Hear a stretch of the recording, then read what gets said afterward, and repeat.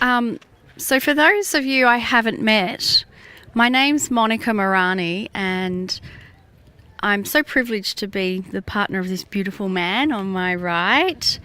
And my role in the Kryon work is to gather the information and present it back to the tribe in a way that's been categorized and organized. So that's the purpose and drive of my work. And the 3 books that I first wrote as a trilogy focus on 3 subjects: Gaia, the Akash, and the human soul. And the most recent book, of course, is perfect for this time right now. It's called The Women of Lemuria, because it was the women who were the original shamans on the planet. And this whole land where we're walking, it was the women that brought the wisdom to the Egyptians. So back to the Sphinx, now that you know who I am and why I'm standing up here. Back to the Sphinx. What I discovered is there's something called the Sphinx water erosion hypothesis. Now, this was first postulated in the 1950s by a French mystic, was also considered a French alternative Egyptologist. And his theory was that the enclosure walls surrounding the Sphinx had water erosion from prolonged periods of heavy rain. Because when you date structures, you either do carbon dating or you turn to geologists who understand water pattern and erosion and weathering, and they can give you timelines for when structures are built due to the erosion that they suffer. But that theory was very quickly discounted. It doesn't fit in the timeline of what all the other Egyptologists study. However, something interesting happened. It was in the 1980s, and there was another alternative Egyptologist. Only this time, he asked somebody he knew was an associate professor of natural science from the Boston University. Please come and take a look and tell me what you think is happening here. Same exact conclusion. The enclosure walls around the Sphinx have happened through prolonged periods of heavy rain. Well, so what, you might say? Why is that so important? Well, here is why it's relevant. If you look at the climatological data, the only time that that type of erosion could have taken place was 12,000 years ago. So here we go. Somebody telling us the timeline for the Sphinx is twice as old as what the current model has us believe. And so I feel that our way of analysing and looking at history shifts and changes and moves just like the sands of Egypt. As we gain new information and new technology, we have to sift like the sand to change what we thought we knew.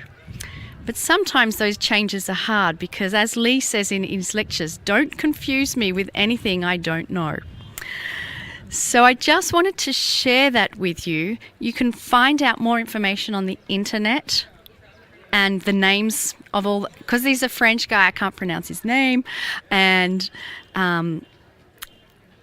you can look at all that research on the internet when you Google the Sphinx water erosion hypothesis. And there's been some really smart videos that demonstrate the water erosion. And the erosion that we're talking about is more evident on the other side of the Sphinx.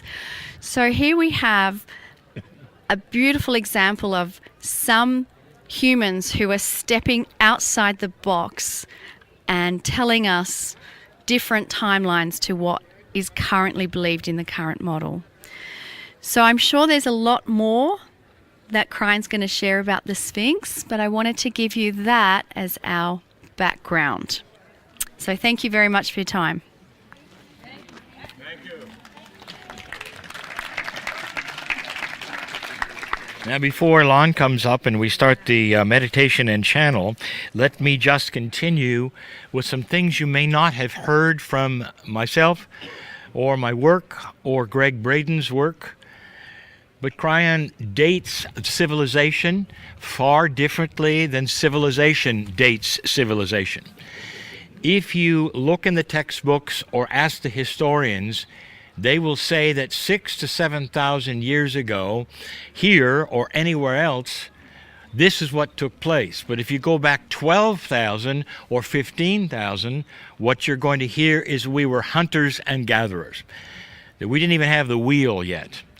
Now, what Kryon has said is this goes back 30 to 40,000 years. We have been civilized doing these things.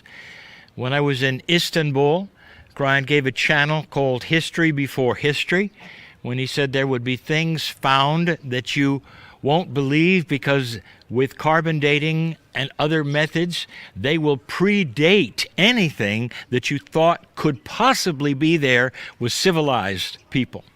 Not only that, there will be languages that have never been seen before, and artifacts that are even being discovered now, such as the ones at Göbekli Tepe in Turkey, that have depictions of the solar system complete with Saturns with rings, and that has been dated at 11,000.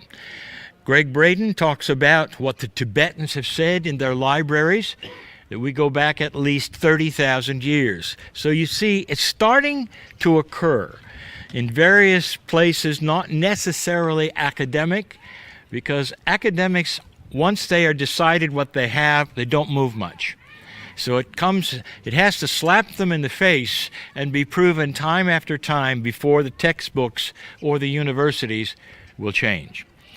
And I finally tell you, the only real kicker in all of this is when you go to Australia and they have done the DNA research on the Aborigine. And they have discovered that the Aborigine, through DNA, has lived on the land, looking like they are, doing what they do, speaking the languages they speak, for over 50,000 years. So, it means that when Moses was doing his thing, they were already about 35,000 years old. So this is, call it the fly in the ointment to archaeologists, having discovered a civilization which DNA now shows have been there all of this time. They weren't hunters and gatherers. It doesn't make sense that they would be there doing what they did, but across the planet we would know nothing and didn't even have the wheel. So you see, we might be a lot older than we think. And I give you all of that just so you know there's a little bit of substance even behind the things that Kryon is discussing.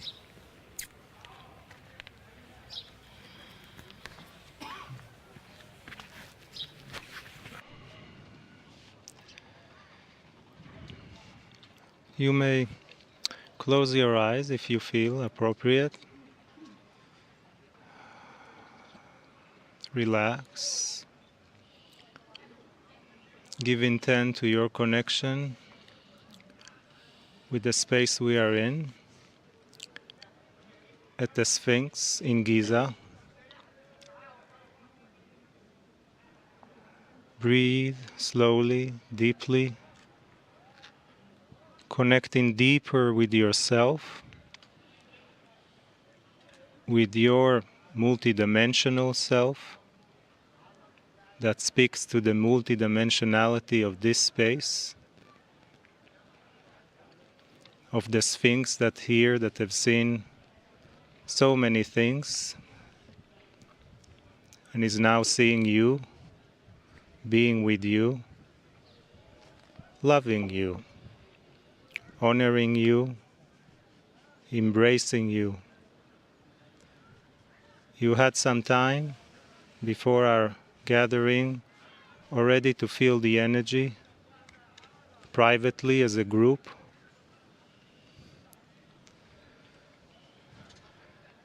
And as you walked in, many of you were drawn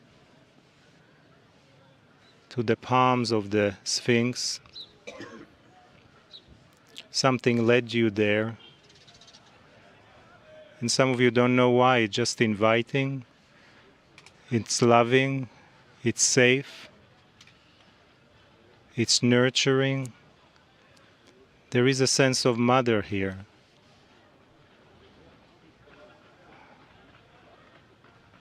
Let that feeling of motherhood be with you now even deeper.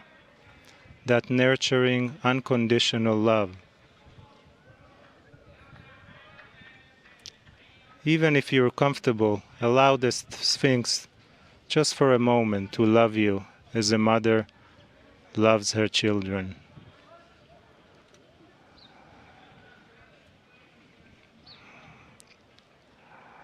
Feel your heart connecting with the heart that is in this space.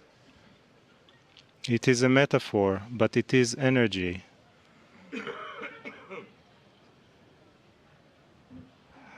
Let your mind rest.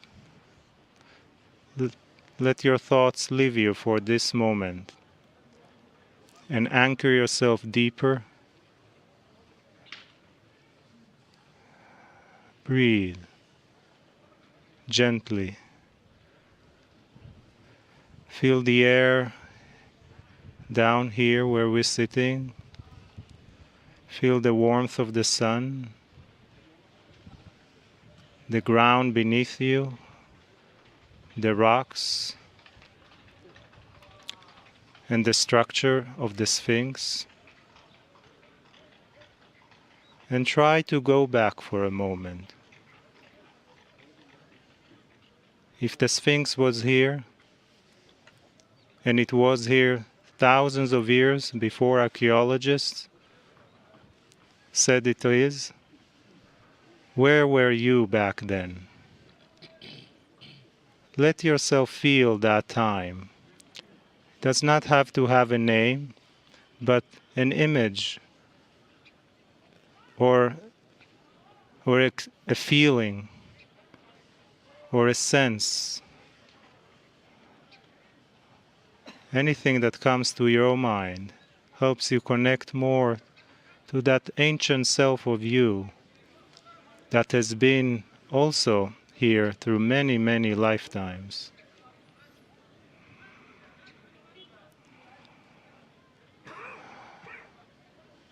Go there for just a moment. Feel the anciency of your soul that is everlasting, that is all-seeing and all-knowing, and that constantly exists in a vibration within you. And all we need to do is find a moment to listen to it when we most need it. Breathe.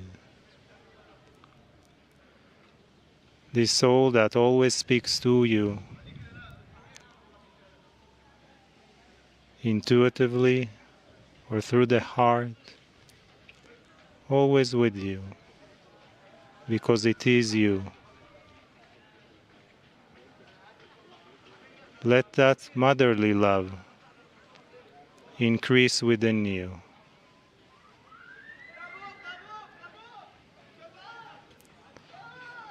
Also extend that love to all that's around us, all the visitors, all the vendors.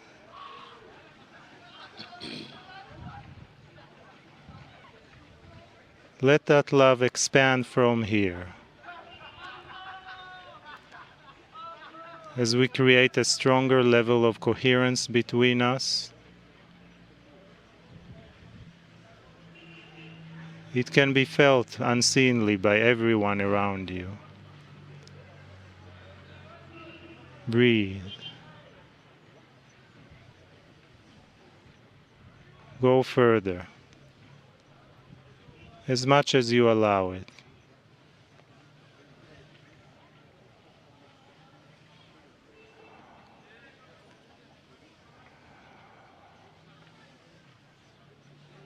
Breathe, feel, sense, imagine all those levels of experiences converging right now in you.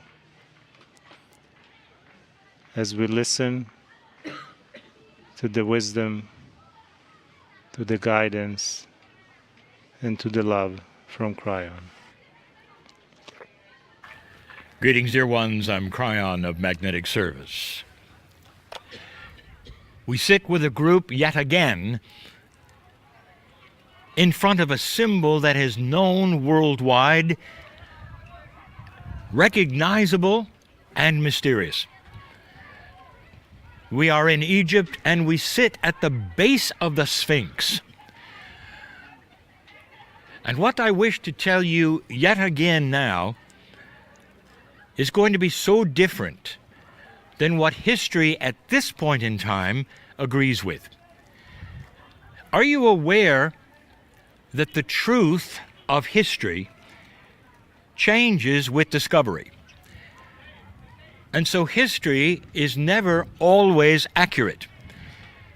History is the best we can do as humans, the best you can do, in order to put together a puzzle based upon what you think you know or what happened.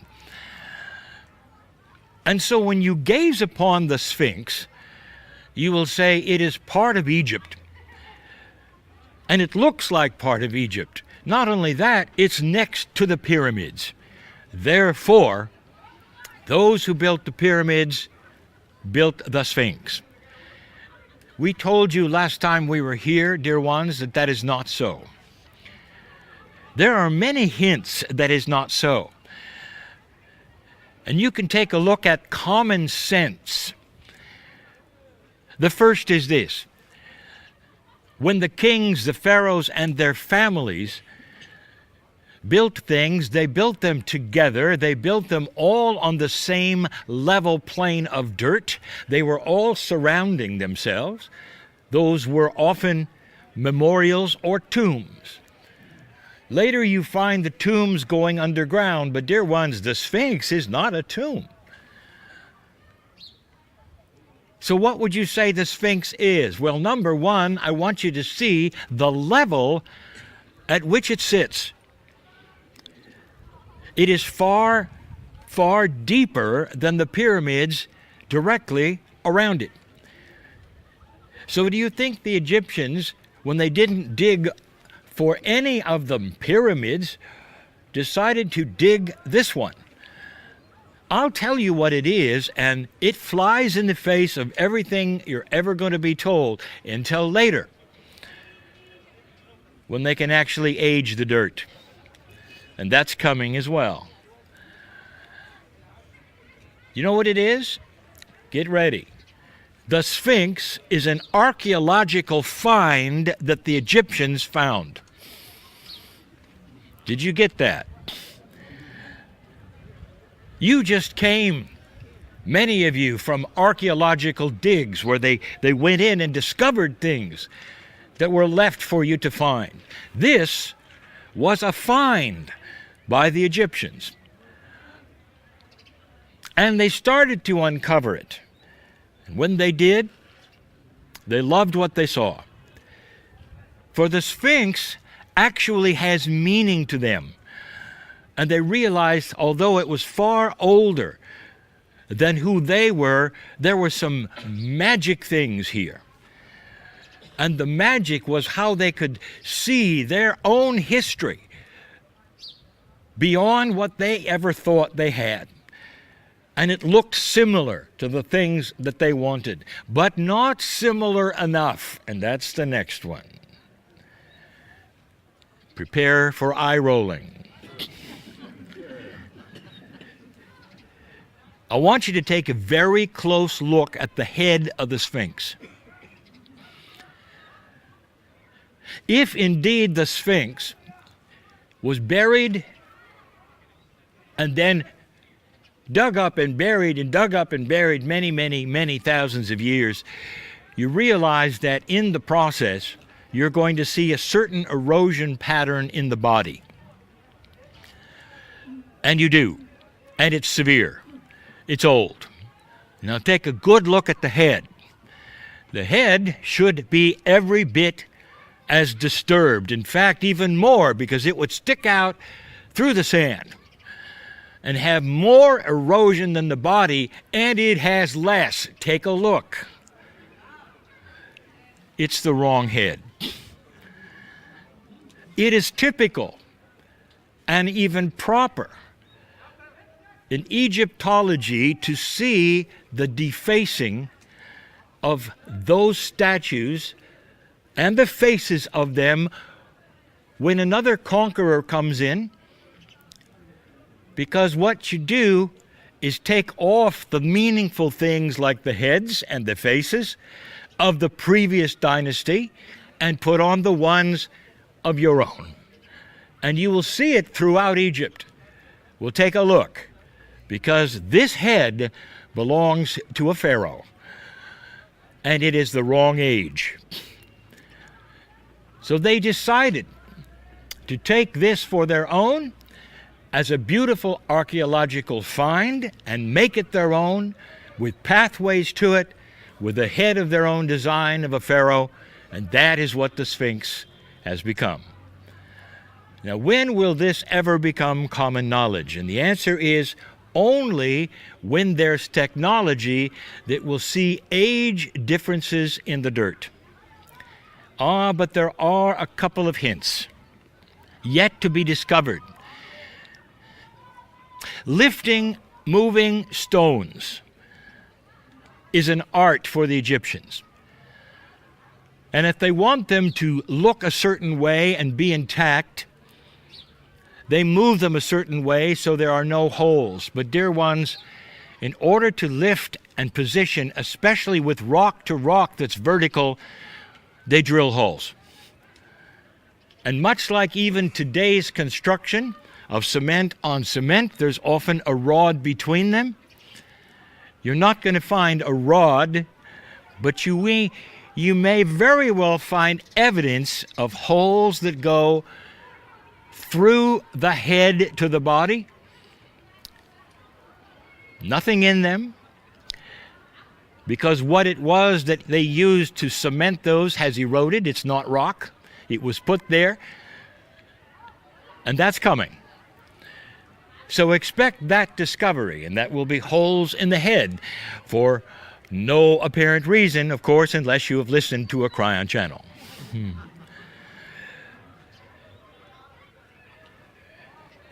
Does it surprise you that the Egyptians had their own archaeological finds? Does it surprise you that perhaps the Egyptians had museums? Egyptologists will come across an Egyptian find and no thinking will really be there to say, what if what we're discovering doesn't belong to them but was a museum of theirs? You see how confusing that could be? Because in linearity, even the most wonderful historians don't give credit to other civilizations studying the civilizations before theirs and having artifacts of theirs. And this is one. It's a beautiful find, dear one. And when you stand up, I want you to envision something else. This Sphinx was built, designed, and displayed by those who created it in full color. In full color. This was beautiful. Did you notice that surrounding it, it almost looks like a tub? That was a water feature. Indeed, there was water around the Sphinx when it was built for the reasons you'd think, so that it was beautiful. What a find they had. It doesn't belong to the pharaohs. I want you to see something else that has been speculation. If you've noticed that even the pharaoh's head has been defaced, the nose is gone. That means that another conqueror came in and defaced even the pharaoh's new face that he put on in the old Sphinx. You will see this throughout Egypt, dear ones, that the defacing of a statue takes away its essence. For if it is complete, even a statue is believed to have an essence. a remembrance of the soul. So by taking its nose away or scratching its face, you take away the essence, and then you can either put yours in place or leave it alone. But this is the way the conquerors felt, and this was the consciousness of the day. And so you're going to see a lot of broken noses. There will be those who listen to this channel and think how quaint, how crazy this New Age channeler might be. There is going to come a time when everything I've just told you will be in the books for you to read, and the children will know what I just said. You don't know what you don't know at this point in time, but whereas history never corrected it, technology will. And in many of your lifetimes, this will occur. Finally, this. The great psychic Edward Casey was talking about the chamber beneath the Sphinx. And all through the metaphysical history that speaks of the Sphinx, there's always this: a supposition, an idea, a tradition, that there's more here than meets the eye, that there are doors to be found and chambers. Dear ones, this has been looked at and looked at and looked at. The scientists, the archaeological ones who examine are not foolish here. They have looked everywhere. You sit here. Do you see the opening? Neither did they. What could this be? And I'm going to say this yet again. In this channeling, that is information given from one source to another in this fashion, so much is being done with metaphors. The quatrains of Nostradamus, all metaphors. The scripture you've called the Holy Bible. So many times the verses are metaphoric and not actual. The idea of that chamber was a metaphor. What do you have in a chamber normally? What would you find there? Well, you would either find treasure, or within that treasure there would be books. So the metaphor of a chamber beneath the Sphinx is knowledge. There is mystery here. There are things to be discovered here, not physically under the Sphinx in the way that he said, but metaphorically, there still is mystery. And the mystery is of a civilization, perhaps, that understood that consciousness was energy. And perhaps when they built it, they chanted. Perhaps there were songs around the building of them. Perhaps the sound itself resounds in the Sphinx. What do you think? Do you see what I'm saying? Consciousness is energy. What if it was in the rock itself? There is much here to look at and to celebrate and to appreciate. Go away with a smile and say, I know a little more about you today, Sphinx. Both of you, the top and the bottom. And so it is.